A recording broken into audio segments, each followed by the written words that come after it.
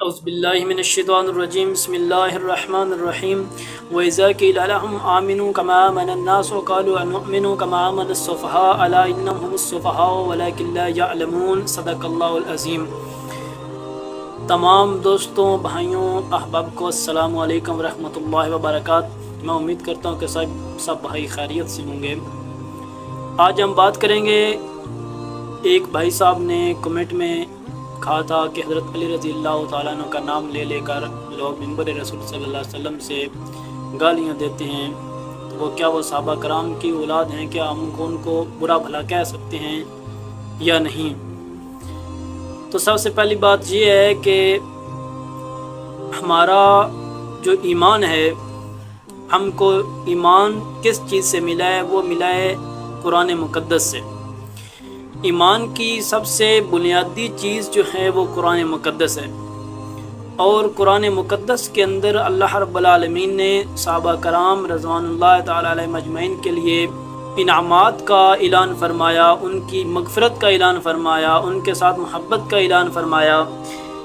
مگر جو لوگ کتابوں پہ یقین رکھتے ہیں یا کتابوں کو پروموٹ کرتے ہیں یا کتابوں کو اپنا ایمان کا حصہ سمجھتے ہیں، ان کے لیے ہمارا یہ پیغام ہے کہ قرآن مقدس کا جو فیصلہ ہے، اللہ رب العالمین کے قرآن نے صحابہ کرام کو کسی جگہ پہ فرمایا اولئک هم المفلحون، اولئک هم الراشدون، اولئک هم المؤمنون حقا رضی اللہ عنہم ورضوا عنہ۔ اللہ رب العالمین نے سارے تمغے جو بیان فرمائے وہ صحابہ کرام رضوان اللہ تعالی علیہم اجمعین کو جنت کے تمغے دیے۔ ہاں، اگر اس میں اب کوئی آدمی نکتہ چینی کرتا ہے کہ کسی کتاب میں لکھا ہے صحابہ کرام کے خلاف، حضرت علی رضی اللہ تعالیٰ عنہ کو کوئی گالی دے رہا ہے، کوئی صحابہ کرام کسی صحابی کو بھی کوئی گالی دے رہا ہے، کوئی برا بھلا کہہ رہا ہے، تو اس کے اندر نہ ہی ایمان ہے اور نہ ہی وہ مسلمان ہے۔ کیونکہ جس کے ایمان کی شہادت اللہ کا قرآن دے، تو کوئی آدمی کتابوں کے اوپر چل کر ان کے اوپر تبرہ کرے یا اس بات کو اپنے دل کے اندر تسلیم کرے کہ واقعی ان کو گالی دینا جائز ہے، تو اس کے اندر بھی ایمان نہیں ہے۔ اللہ رب العالمین کا قرآن فرما رہا ہے کہ یہ لوگ جو ہیں یہ اولئک هم الراشدون ہیں، اولئک هم المفلحون ہیں، اولئک هم المؤمنون ہیں، اولئک هم المہتدون ہیں، یہی ہدایت یافتہ ہیں، یہی فلاح پانے والے ہیں، یہی راشدون ہیں، یہی مومنون الحق ہیں۔ اللہ رب العالمین نے مومن الحق کا لفظ استعمال کیا ان کے لیے۔ اب اگر کوئی آدمی کتابوں کی آڑ میں آ کر، کتاب وہ چاہے کسی مذہب کی ہو، کسی جماعت کی ہو، کسی فرقے کی ہو، کسی لین کی ہو، اس کے اندر اگر صحابہ کرام رضوان اللہ تعالی علیہم اجمعین کو گالی دینا جائز ہے، تو وہ نہ کتاب، اس کتاب کو ہم اپنی جوتی کی نوک پر رکھتے ہیں، کیونکہ ہمارا ایمان قرآن ہے۔ قرآن نے ہمیں ایمان کا سبق سکھایا، قرآن مقدس نے، اور سب سے اہم فیصلہ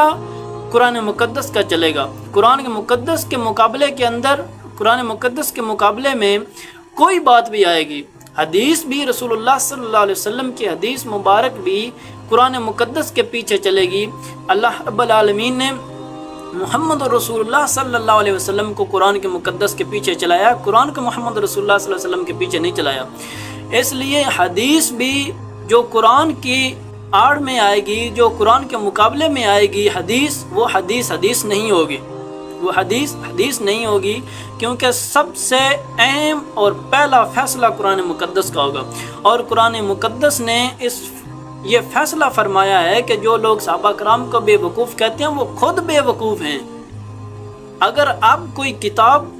یہ کہے کہ فلاں کو گالی دے رہا تھا، فلاں کو گالی دے رہا تھا، تو ہم کتابوں کی بات پہ نہیں عمل کریں گے، ہم قرآن مقدس کے اوپر عمل کریں گے۔ اور قرآن مقدس میں فرمایا کہ رحماء بینہم، ہم نے ان کے دلوں کے اندر رحماء بینہم، ہم نے ان کے دلوں کو جوڑ دیا آپس کے اندر۔ جب اللہ کا قرآن فرما رہا ہے کہ ہم نے ان کے دلوں کو جوڑ دیا آپس کے اندر، تو یہ کتابیں لکھنے والے کون ہوتے ہیں جو ان کو علیحدہ کریں، ان کی آپس میں جنگیں کروائیں، ان کی آپس میں گالی گلوچ کروائیں؟ یہ راوی بھی ایسے جھوٹے بدکار اور بدظن ہوتے ہیں جو صحابہ رضی اللہ تعالی عنہ پہ صرف تبرہ کر سکتے ہیں، ان سے کچھ حاصل نہیں کر سکتے۔ اس لیے ہمیں چاہیے کہ ہم سب سے پہلے قرآن کے اوپر عمل کریں، قرآن سے پوچھیں قرآن کیا کہہ رہا ہے۔ اگر قرآن ان کو راشدون، مومنون، مصلحون، مؤمنون الحق کا، مفلحون، مہتدون کہہ رہا ہے، مؤمنون الحق کا کہہ رہا ہے، رضی اللہ عنہ و رضوا عنہ کہہ رہا ہے، تو ہم کس باغ کی مولی ہیں کہ ہم ان کے اوپر انگلی اٹھائیں؟ اس لیے ہم کو چاہیے کہ سب سے پہلے ہم قرآن کو پڑھیں، سمجھیں، تاکہ ہمارے ہر جو دل کے اندر ہر تمنا ہے یا دل کے اندر جو رائے ہے وہ حل ہو سکے، اور وہ حل کرنے کا ایک راستہ کہ ہم قرآن کو پڑھیں۔